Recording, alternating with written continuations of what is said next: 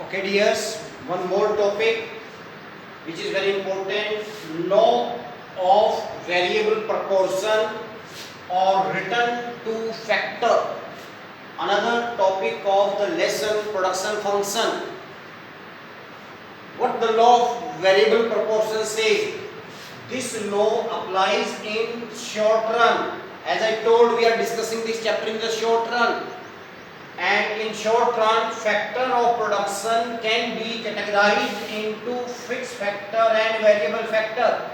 As I told in my previous videos, कि short run में हमारे जो फैक्टर ऑफ प्रोडक्शन हैं, कौन कौन से हैं factor of production? Land, labour, capital and entrepreneurship. इनको हम दो कैटेगरी में बांट सकते हैं, one is fix factor, another is variable factor. Yesterday or day before yesterday I gave one example. Fixed factor means land, capital. Variable factor means labor and all. So this law says that when we increase our variable factor, जब हम अपने variable factor बढ़ाते हैं like labor, by keeping fixed factor constant, fixed factor को constant रख करके, means land constant means इसको हम बार बार नहीं बढ़ाएंगे। क्यों नहीं बढ़ाएंगे? Because time period is short. In short run fix factor can't be increase, क्योंकि थोड़े समय में जब हमारे पास महीने डेढ़ महीने का समय होता है तो उसमें हम फिक्स फैक्टर को खरीद नहीं सकते, क्योंकि उसको खरीदने के लिए ज़्यादा पैसे की जरूरत होती है। मार्केट में अवेलेबल हो ना हो यह भी जरूरी नहीं है।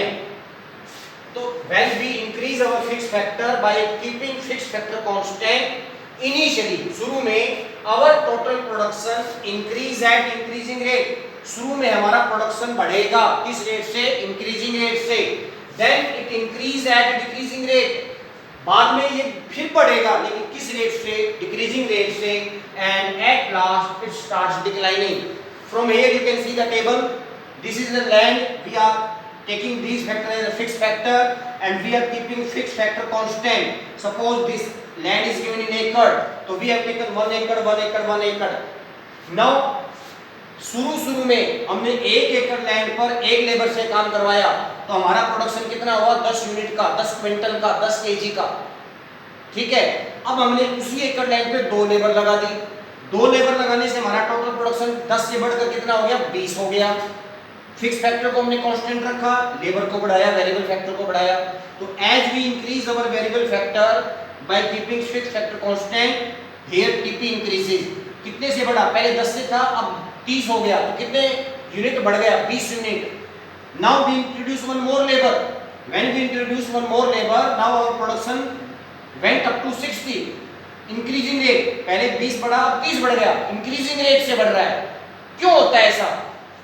Late us try to understand. Very simple sir, जब 1 एकड़ लैंड पर एक ही लेबर काम करेगी तो उस लैंड पर सारा काम उसी लेबर को करना पड़ेगा।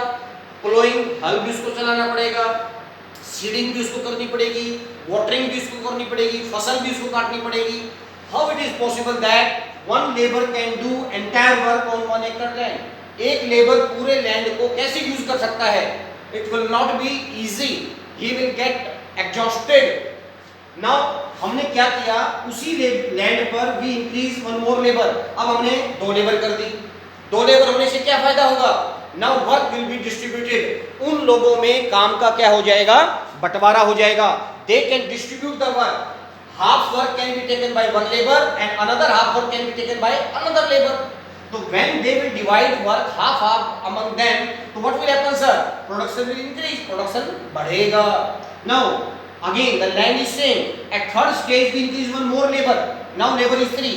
So when labor are 3 on the same acre land, it means work can be distributed more simpler, हम इस काम को और आसानी से उन वर्कर्स में बांट सकते हैं। जैसे लेबर बढ़ाते हैं ऐसा भी हो सकता है कि एक लेबर को केवल एक ही काम मिले, और एक ही लेबर को अगर एक ही काम मिलेगा तो what will come? Specialisation will come in the work of each and every labour.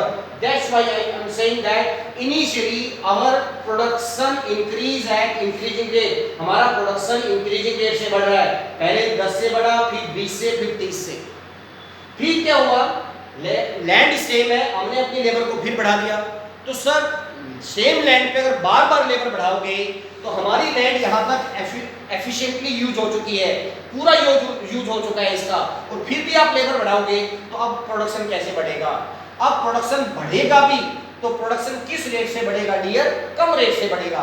यहाँ 20 से बढ़ा या 30 से, अब देखिए फिर बढ़ा है लेकिन 20 से बढ़ा है, 60 से 80 हुआ है। क्यों? लैंड पूरी तरह से ऑलरेडी यूज हो चुकी है। उसके बाद फिर आपने एक लेबर बढ़ा दी तो अब भी बढ़ा है प्रोडक्शन, लेकिन अब 10 से ही बढ़ा है, क्योंकि आप लैंड को नहीं बढ़ा रहे ना, आप केवल लेबर बढ़ाते जा रहे हो।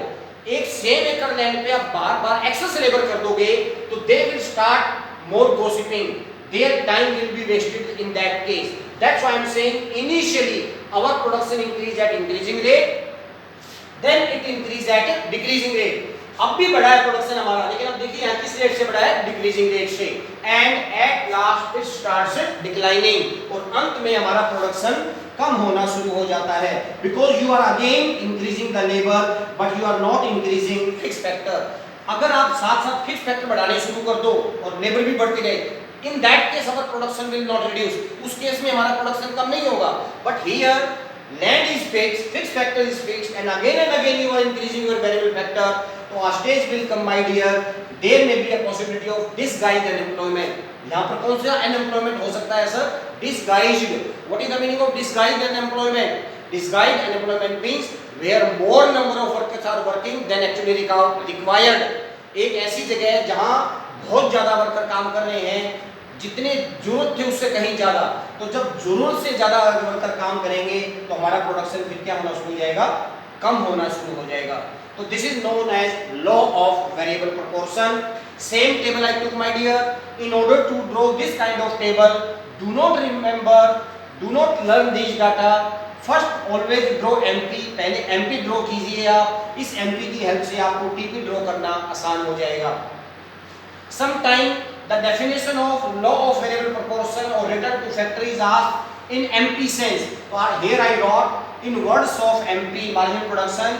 Initially MP increases at increasing, MP increases, then it decreases, and at last it becomes negative.